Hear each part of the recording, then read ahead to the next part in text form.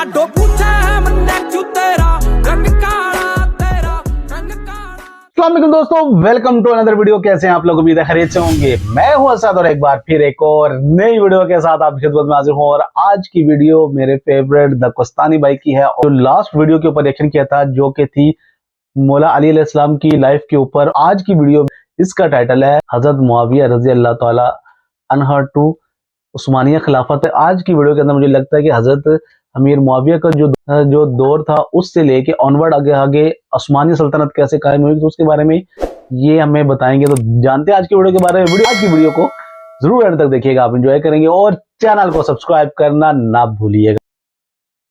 आज दुनिया में 3 ऐसे शहर हैं जिनके बारे में खुद रसूलुल्लाह सल्लल्लाहु अलैहि वसल्लम के मुसलमान इन शहरों को फतह करें।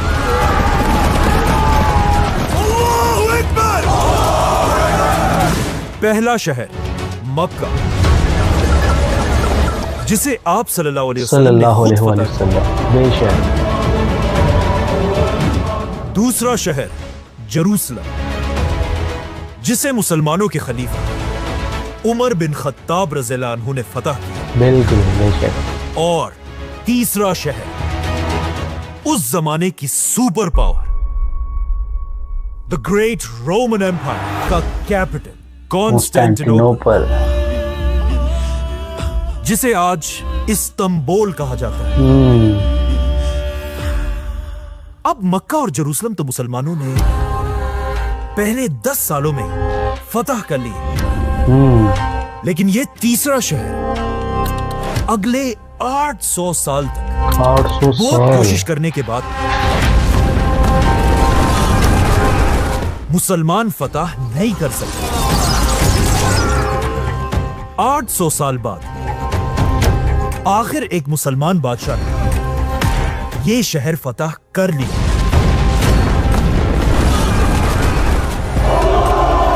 इस बादशाह की एज सिर्फ और सिर्फ 21 साल थी। Young age. और इस बादशाह का नाम था सुल्तान महमद फातेह।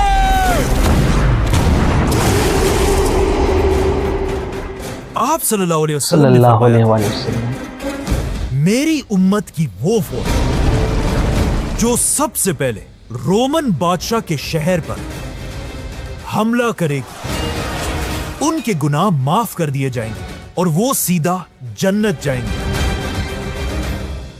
आप सल्लल्लाहु अलैहि वसल्लम मुसलमानों ने रोमन एम्पायर के कैपिटल कॉन्स्टेंटिनोपल पर 5 बड़े हमले किए। आप सल्लल्लाहु अलैहि वसल्लम मुसलमानों की फौजों ने रोमन एम्पायर पर हमला कर दिया और आखिर खलीफा उमर बिन खत्ताब के दौर में मुसलमानों ने रोमन और पर्शियन एम्पायर को क्रश कर दिया।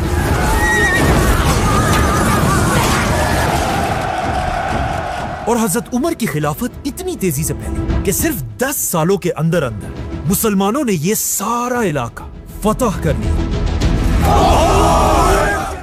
यहां पर एक बहुत ही इंटरेस्टिंग पॉइंट है। खिलाफत राशिदा सिर्फ 30 सालों में मदीना से कॉन्स्टेंटिनोपल के इतने करीब पहुंच चुकी थी, जिससे आगे बस थोड़ा सा और रास्ता था। लेकिन खलीफा उमर रज़ियल्लाहु अन्हु के बाद मुसलमानों को यहां से यहां तक पहुंचने में 800 साल लगे। इस बात से अंदाजा लगाए कि खिलाफत राशिदा की ताकत कैसी थी।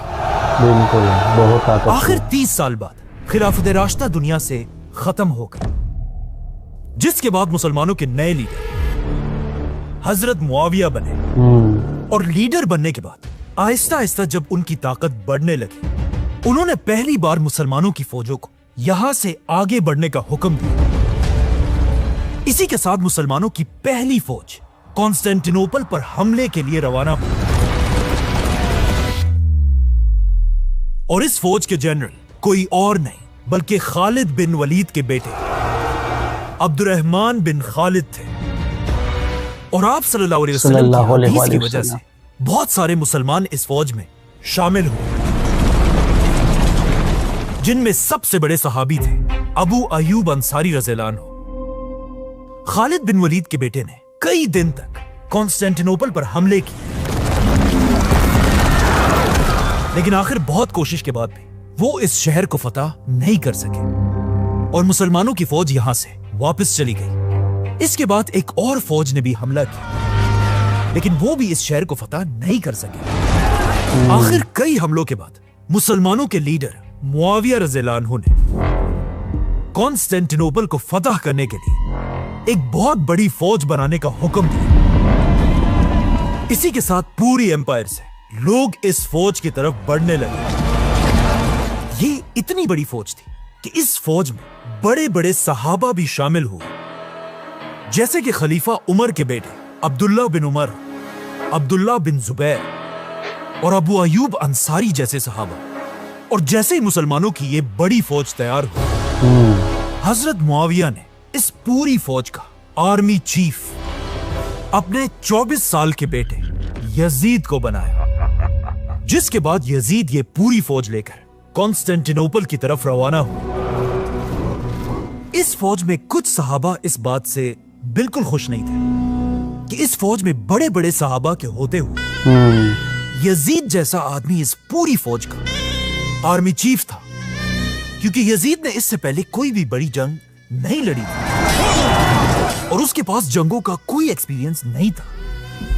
लेकिन फिर भी इन सहाबा ने आखिर ये बात एक्सेप्ट कर और कॉन्स्टेंटिनोपल को फतह करने के लिए रवाना हुए। यजीद मुसलमानों की फौज लेकर कॉन्स्टेंटिनोपल की दीवार के सामने पहुंचे और यहां पहुंचते ही मुसलमान ये देखकर हैरान रह गए, क्योंकि कॉन्स्टेंटिनोपल कोई आम शहर नहीं था। इस शहर के सामने एक नहीं बल्कि 3 लंबी लंबी दीवारें थी और इन दीवारों के सामने एक बहुत बड़ी खंदक बनी हुई थी जिसे पानी से भर दिया गया था। इस शहर पर सिर्फ एक ही साइड से हमला किया जा सकता था, क्योंकि बाकी तीनों साइड्स पर सिर्फ समंदर था। जिसकी वजह से यह शहर कॉन्स्टेंटिनोपल एक इतना सिक्योर शहर था कि पिछले कई सदियों से यह शहर रोमन एम्पायर से कोई नहीं छीन सका था। तो अब जैसे ही मुसलमान इस शहर के सामने पहुंचे, यजीद ने हमले का हुक्म दिया और जंग शुरू हुई। कहा जाता है इन्हीं हमलों के दौरान इस फौज में एक बहुत बड़े सहाबी अबू अयूब अंसारी रज़ियल्लाहु अन्हु बीमार पड़ गए और उनकी जिंदगी के आखिरी दिन करीब आए। तो मुसलमान उनसे आखिरी बार मिलने के लिए जमा हुए। तो अबू अयूब अंसारी रज़ियल्लाहु अन्हु ने इन सारे मुसलमानों को हुक्म दिया कि खबरदार, मेरे मरने के बाद मुझे यहां मत दफनाना, बल्कि मेरे मरने के बाद मेरी बॉडी को उठाकर शहर की तरफ आगे बढ़ना और जितना हो सके मुझे इस शहर के करीब दफनाना। जिसके बाद मुसलमानों ने ऐसा ही किया और जैसे ही वो फौत हुए, मुसलमान आधी रात को रात के अंधेरे में उनकी बॉडी को लेकर आगे बढ़े और बिल्कुल शहर की दीवार के पास पहुंचकर वहीं पर उन्हें दफना दिया। अबू अयूब अंसारी कोई आम सहाबी नहीं थे, बल्कि ये वो सहाबी थे कि इससे बहुत साल पहले जब रसूलुल्लाह सल्लल्लाहु अलैहि वसल्लम मक्का को छोड़कर मदीना की तरफ हिजरत की थी और जब आप सल्लल्लाहु अलैहि वसल्लम मदीना पहुंचे, मदीना में सबसे पहले आप सल्लल्लाहु अलैहि वसल्लम अबू अयूब अंसारी के घर में रहा करते थे। और आप इसी अबू अयूब अंसारी रज़ियल्लाहु अन्हु को मुसलमानों ने रोमन एम्पायर के कैपिटल के बिल्कुल करीब दफना दिया था। अबू अयूब अंसारी रज़ियल्लाहु अन्हु के बाद मुसलमानों की हालत और भी खराब होने लगी और आखिर बहुत कोशिश के बाद भी यजीद ये शहर फतह नहीं कर सका और आखिर पूरी फौज को लेकर यजीद यहां से वापस चला गया। आखिर इतनी कोशिशों के बाद भी जब ये शहर कॉन्स्टेंटिनोपल फतह नहीं हो सका, आखिर हजरत मुआविया को समझ आई कि ये शहर कभी भी जमीन से फतह नहीं हो सकता और अगर हमें ये शहर फतह करना है तो हमें जमीन से नहीं बल्कि समंदर से हमला करना होगा। इसी के साथ हजरत मुआविया ने मुसलमानों की पूरी नेवी को रेडी होने का हुक्म दिया और इसके अगले ही साल मुसलमानों की नेवी रोमन एम्पायर के कैपिटल की तरफ रवाना हुई। ये वही नेवी थी जिसे इससे बहुत साल पहले खलीफा उस्मान रज़ियल्लाहु अन्हु ने बनाया था। लेकिन जैसे ही मुसलमानों की नेवी कॉन्स्टेंटिनोपल के सामने पहुंची, एक बार फिर मुसलमान ये देखकर हैरान रह गए कि इस समंदर की साइड पर भी रोमन एम्पायर ने लंबी लंबी दीवारें बनाई थी और मुसलमानों की कश्तियां इन दीवारों का कुछ नहीं बिगाड़ सकती थी। मतलब कॉन्स्टेंटिनोपल एक ऐसा शहर था जिसे ना जमीन से फतह किया जा सकता था और ना समंदर से। कॉन्स्टेंटिनोपल को फतह करने का सिर्फ एक ही रास्ता था, जिसका नाम था द गोल्डन हॉर्न। नहीं, ये वाला नहीं। गोल्डन हॉर्न कॉन्स्टेंटिनोपल के पास से एक छोटी सी नहर थी, जहां से मुसलमान आसानी से कॉन्स्टेंटिनोपल के अंदर घुस सकते थे। मतलब जो भी इस गोल्डन हॉर्न तक पहुंच गया तो समझो उसने कॉन्स्टेंटिनोपल फतह कर लिया। इसीलिए मुसलमानों की नेवी तेजी से इस गोल्डन हॉर्न की तरफ बढ़ने लगी। लेकिन जब मुसलमान आगे बढ़ रहे थे, अचानक मुसलमानों की सारी कश्तियां रुक गई, क्योंकि रोमन एम्पायर ने इस गोल्डन हॉर्न के सामने एक साइड से दूसरी साइड तक एक बहुत बड़ी चेन लगाई हुई थी और इस चेन के पीछे रोमन एम्पायर की पूरी नेवी खड़ी थी। जब भी मुसलमान इस चेन को तोड़ने के लिए आगे जाते थे, रोमन्स उन्हें अपनी तीरों से पीछे भगा देते थे। इसी तरह मुसलमानों ने बहुत कोशिश की, लेकिन आखिर मुसलमानों को समझ आ गई कि यह शहर इस तरह फतह नहीं हो सकता। इसीलिए मुसलमानों ने समंदर से इस शहर को घेर लिया और मुसलमानों की एक नई फौज ने जमीन से भी इस शहर के सारे रास्ते बंद कर दिए। और अब मुसलमानों का प्लान यह था कि हम इसी तरह शहर को घेर कर बैठे रहेंगे और जब शहर के अंदर खाना खत्म हो जाएगा, रोमन्स खुद शहर से बाहर निकलेंगे और तब हम इन्हें खत्म कर देंगे। तो अब मुसलमान आराम से शहर को घेर कर बैठ गए और मुसलमानों का यह प्लान बहुत ही जबरदस्त था, क्योंकि आहिस्ता आहिस्ता कॉन्स्टेंटिनोपल के अंदर खाने पीने की चीजें खत्म होने लगी, जिसे देखकर रोमन एम्पायर का बादशाह पहली बार डरने लगा। और जब उसे भागने का और कोई रास्ता नहीं मिला, आखिर रोमन बादशाह ने पूरे शहर में ऐलान किया कि जो भी हमें इन मुसलमानों से बचाने के लिए एक नया और खतरनाक हथियार वेपन बनाएगा, मैं उसे अनलिमिटेड पैसा दूंगा। तो अब जब मुसलमान बाहर बैठे हुए थे, शहर के अंदर हर तरफ बादशाह के ऐलान के बाद साइंटिफिक एक्सपेरिमेंट्स होना शुरू हुए और आखिर बहुत कोशिश के बाद रोमन बादशाह को एक ऐसी चीज मिली जिसका इससे पहले पूरी दुनिया में किसी ने सोचा भी नहीं था। और इस नई टेक्नोलॉजी का नाम था ग्रीक फायर। अचानक एक दिन जब मुसलमानों की कश्तियां शहर के बाहर आराम से खड़ी थी और मुसलमान अंदर एंजॉय कर रहे थे, अचानक मुसलमानों ने गौर से देखा कि रोमन्स पहली बार शहर के सामने लगी हुई चेन खोल रहे हैं। और आखिर जैसे ही सारी चेन गिर गई, मुसलमान ये देखकर खुश हुए और मुसलमान फुल स्पीड गोल्डन हॉर्न की तरफ रवाना हुए। लेकिन जैसे ही मुसलमानों की कश्तियां रोमन कश्तियों के बिल्कुल करीब पहुंची, रोमन कश्तियों के फ्रंट पर एक अजीब सी मशीन लगी हुई थी और जैसे ही मुसलमान उनके करीब हुए, रोमन कश्तियों से आवाजें आने लगी।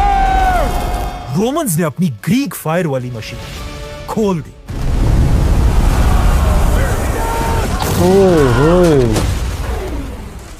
और कुछ ही मिनट्स में मुसलमानों की ऑलमोस्ट सारी कश्तियां आग से भड़कने लगी। कहा जाता है इससे पहले एक जगह पर इतनी ज्यादा आग किसी ने नहीं देखी थी। मुसलमान अपनी कश्तियों को बचाने के लिए समंदर से पानी उठाकर ये आग बुझाने की कोशिश करने लगे, लेकिन रोमन्स ने ये आग एक ऐसे केमिकल से बनाई थी कि ये आग पानी से बुझने के बजाय और भी ज्यादा भड़कने लगती है। एक आदमी कहता है इस आग की आवाज इतनी खौफनाक कि ऐसा लग रहा था कि जैसे आसमान में बिजली गरज रही हो। इस आग से मुसलमानों की ज्यादातर कश्तियां जलकर राख हो गई और हजारों मुसलमान शहीद हो गए। कहा जाता है यहां पर मुसलमानों की ऑलमोस्ट पूरी नेवी तबाह हो चुकी थी और सिर्फ कुछ कश्तियां अपनी जान बचाकर यहां से वापस चली गई। इसी के साथ रोमन्स ने मुसलमानों की जमीनी फौज पर भी हमला किया और वहां भी हजारों मुसलमानों को शहीद कर दिया। इस तरह मुसलमानों की फौज कॉन्स्टेंटिनोपल को फतह किए बगैर वापस चली गई। यह हार इतनी बड़ी थी कि कहा जाता है इसके बाद पूरे यूरोप में एक बहुत बड़ा जश्न मनाया गया, क्योंकि पिछले 50 सालों में यह पहली जंग थी जिसे मुसलमान इस तरह हारे थे। बल्कि इस हार की खबर यहां से बहुत दूर उस जमाने की चाइना की किताबों में भी लिखी गई थी, जो आज तक पड़ी हुई है। यह थी कॉन्स्टेंटिनोपल को फतह करने की उमैया खिलाफत की पहली कोशिश, जो मुसलमान हार गए।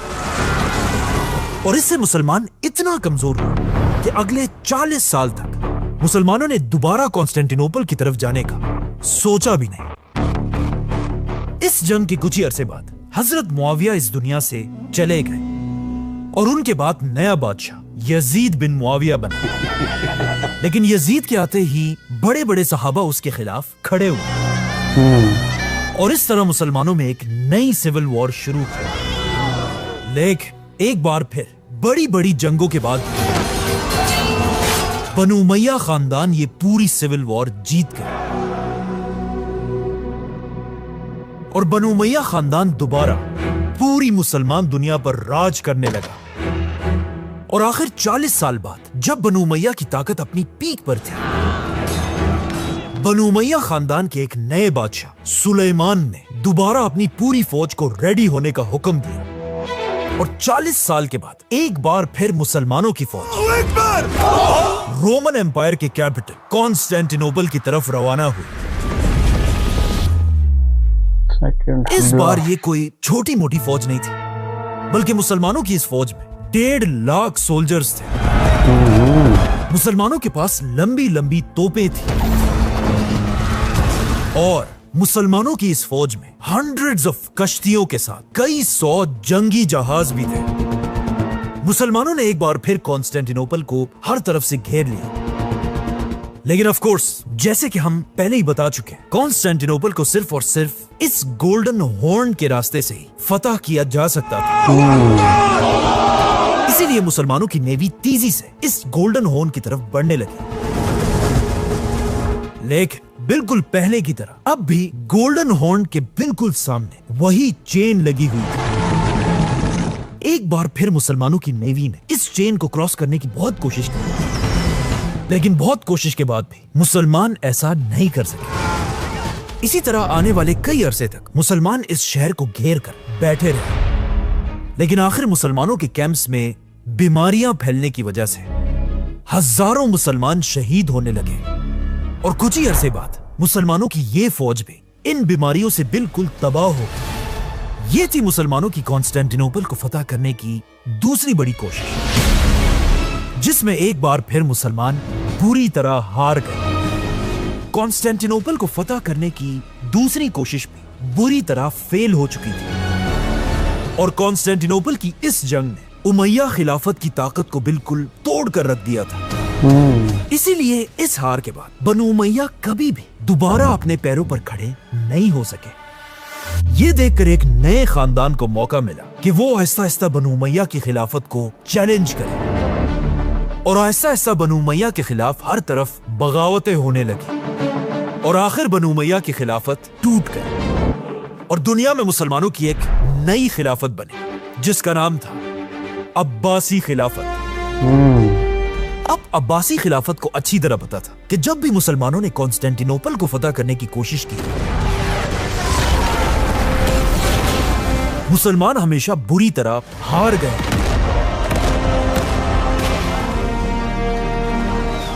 इसीलिए अब्बासी खिलाफत ने अपनी पूरी खिलाफत में कभी भी कॉन्स्टेंटिनोपल पर हमला करने की थोड़ी सी भी कोशिश नहीं की। मतलब कॉन्स्टेंटिनोपल शहर को मुसलमानों के बड़े बड़े बादशाह भी फतह नहीं कर सके। लेकिन आगे जाकर सिर्फ 21 साल के एक लड़के ने यह शहर हमेशा के लिए फतह कर लिया। क्या बात है यार। जिसका नाम था सुल्तान महमद फातेह।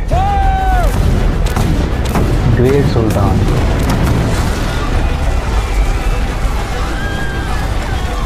इसी तरह अब्बासी खिलाफत का राज मुसलमानों पर चलता रहा और आखिर जिस तरह हमेशा होता है, आहिस्ता आहिस्ता अब्बासी खिलाफत की ताकत भी कमजोर होने लगी और अब्बासी खिलाफत छोटे छोटे टुकड़ों में बंट गई। तो अब मुसलमान छोटे छोटे हिस्सों में टूटने की वजह से बहुत ज्यादा कमजोर हो चुके थे। जिसके बाद एक मुसलमान लीडर ऐसा भी आया जिससे पूरी दुनिया के मुसलमानों को दोबारा यूनाइट करने की कोशिश की। सुल्तान सलाहुद्दीन अय्यूबी।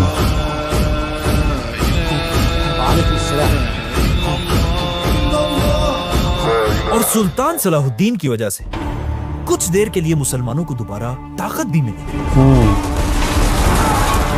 लेकिन जैसे ही सलाहुद्दीन अय्यूबी इस दुनिया से चले गए, उसके कुछ ही अरसे बाद मुसलमानों पर एक ऐसा अजाब आया जिसका उन्होंने कभी सोचा भी नहीं था।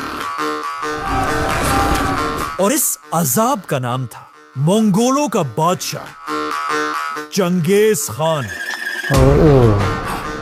चंगेज खान ने मुसलमान दुनिया पर हमला कर दिया। पहले चंगेज खान और फिर हलाकू खान ने मुसलमान दुनिया से यह सारा इलाका छीन लिया और लाखों मुसलमानों को मार डाला। मंगोलों ने मुसलमानों को ऐसा तबाह किया था कि अब ऐसा लगने लगा था कि पहली बार मक्का और मदीना भी मुसलमानों के हाथों से निकल जाएंगे। और पिछले 600 सालों में पहली बार दुनिया के सुपर पावर मुसलमान नहीं बल्कि मंगोलियन एम्पायर थी। और मुसलमानों की सारी सुपर पावर्स तबाह हो चुकी थी। तो अब जब पूरी मुसलमान दुनिया में हर तरफ मायूसी फैली हुई थी, एक छोटे से मुसलमान कबीले ने तुर्की के इलाके में अपनी छोटी सी एम्पायर बनाई। और इस छोटे से कबीले के सरदार का नाम था अर्थुरुल। अर्थुरुल सबसे पहले अपने छोटे से कबीले को एक स्ट्रॉन्ग कबीला बनाने लगा और छोटे छोटे इलाकों को फतह करने लगा। अर्थुरुल के बाद उसका बेटा इस कबीले का सरदार बना और आगे जाकर इसी बेटे ने अपने इस कबीले को एक छोटी सी एम्पायर में बदल दिया। अर्थुरुल के इस बेटे का नाम था सुल्तान उस्मान। अल्लाहु अकबर। यही नाम उस्मान, जिसे अरबी में उस्मान कहा जाता है। और जब उस जमाने में ये नाम यूरोप पहुंचा, यूरोप में ये नाम ऑटोमन के नाम से मशहूर है। This is the Ottoman Empire. Usman की ये छोटी सी एम्पायर आगे जाकर मुसलमानों की दुनिया में आखिरी बड़ी सुपर पावर बनी, जिसे आज तक पूरी दुनिया याद रखती है। बिल्कुल। The Great Ottoman A Empire. single family ruled over huge swathes of the world. Allahu Akbar. This is an empire of 1 million square miles. It's a superpower. इसी तरह ये छोटी सी उस्मानिया सल्तनत आहिस्ता आहिस्ता दुनिया में फैलने लगी और आखिर उस्मानिया सल्तनत मुसलमानों की ऐसी पहली एम्पायर बनी जिसकी फौजों ने समंदर को क्रॉस करके यूरोप पर हमला किया।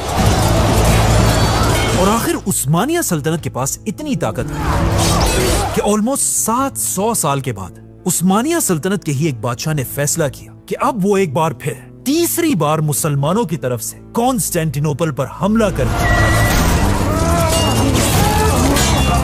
उसे फतह करेगा। इस तरह 700 साल के बाद यहां से शुरू होती है मुसलमानों की कॉन्स्टेंटिनोपल को फतह करने की तीसरी कोशिश। उस्मानिया सल्तनत के बादशाह सुल्तान बयाजिद ने मुसलमानों की एक बहुत बड़ी फौज जमा की और कॉन्स्टेंटिनोपल पर हमला कर दिया। मुसलमानों ने एक बार फिर 700 साल बाद कॉन्स्टेंटिनोपल को हर तरफ से घेर लिया। इस बार मुसलमानों ने बहुत ही बहादुरी से जंग लड़ी, लेकिन एक बार फिर तीसरी बार भी मुसलमान कॉन्स्टेंटिनोपल के इस चेन को क्रॉस नहीं कर सके। लेकिन सुल्तान बायज़िद ने हार नहीं मानी, बल्कि 4 साल तक इसी तरह कॉन्स्टेंटिनोपल को घेर कर बैठा रहा। लेकिन फिर भी जब यह शहर फतह नहीं हुआ, आखिर सुल्तान बायज़िद अपनी पूरी फौज को लेकर यहां से वापस चला गया और इस तरह कॉन्स्टेंटिनोपल को फतह करने की तीसरी कोशिश में भी मुसलमान हार गए। लेकिन इस हार के बाद भी उस्मानिया सल्तनत के बादशाह पीछे नहीं हटे, बल्कि इसके सिर्फ 20 साल बाद इसी सुल्तान बायज़िद के पोते सुल्तान मुराद ने दोबारा एक बहुत बड़ी फौज जमा करके चौथी बार कॉन्स्टेंटिनोपल पर हमला कर दिया। चौथी बार मुसलमानों की फौज ने कॉन्स्टेंटिनोपल को हर तरफ से घेर लिया। मुसलमानों ने फिर हमला किया। मुसलमानों की कश्तियां फिर से उसी चेन के सामने पहुंची। एक बार फिर मुसलमान इस चेन को क्रॉस नहीं कर पाए। 1 साल तक मुसलमान बैठे रहे। ये जंग भी मुसलमान हार गए और मुसलमान यहां से वापस चले गए। हाय हाय।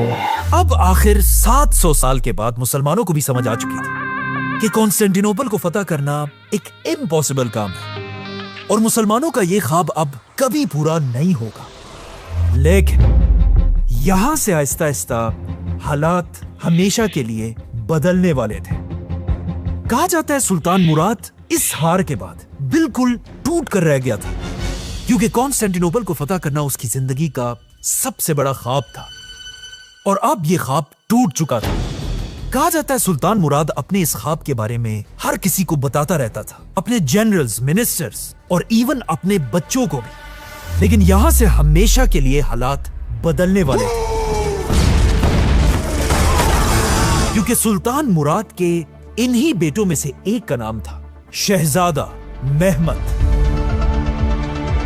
जिसने बचपन में ही यह फैसला कर लिया था कि वो बड़ा होकर अपने बाप के इस हार का बदला जरूर लेगा। और जैसे ये शहजादा महमद सुल्तान महमद बना, सुल्तान महमद ने 2 लाख की फौज जमा की, दुनिया की सबसे बड़ी तोप बनाई। Basilica. It's huge. This thing's a monster.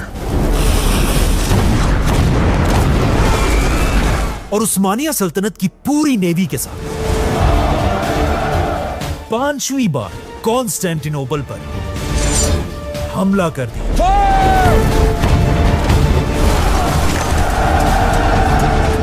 Subscribe. आज की वीडियो बहुत जबरदस्त थी। उस टाइम की सुपर पावर रोमन एम्पायर का जो गढ़ था, जो शहर था, उसको फतह करने के लिए मुसलमानों ने कितनी स्ट्रगल की और कितने बड़े बड़े हमले किए, मगर हर दफा वो उसको फतह नहीं कर पाए। क्या क्या हुआ मुसलमानों के साथ, किस तरह से कितनी बड़ी तादाद के अंदर मुसलमान शहीद हुए। पहला बड़ा हमला मुसलमानों ने किया था और जो रोमन्स ने उनकी कश्तियां जलाई और जो हथियार तैयार किए थे उस टाइम पे, कितना ज्यादा नुकसान हुआ था। और वो शहर इतना ज्यादा मजबूत बनाया गया था और इतनी ज्यादा हिफाजत थी उस शहर की, उसको क्रॉस करना भी मुश्किल हो गया था मुसलमानों के लिए। कि अगर आप ग्राउंड वाली साइड से जाते हैं तो उन्होंने 3 बड़ी बड़ी दीवारें और उनके अंदर खंदक खोद के पानी छोड़ा हुआ था, मतलब कि आप ग्राउंड से भी उसको पता नहीं कर पाते। और बाकी की जो 3 साइड है वो तो समंदर वाली साइड है, और जब समंदर वाली साइड से भी उन्होंने उसको इतना महफूज बनाया हुआ था कि इतना अरसा उसका घेराव करने के बावजूद भी मुसलमान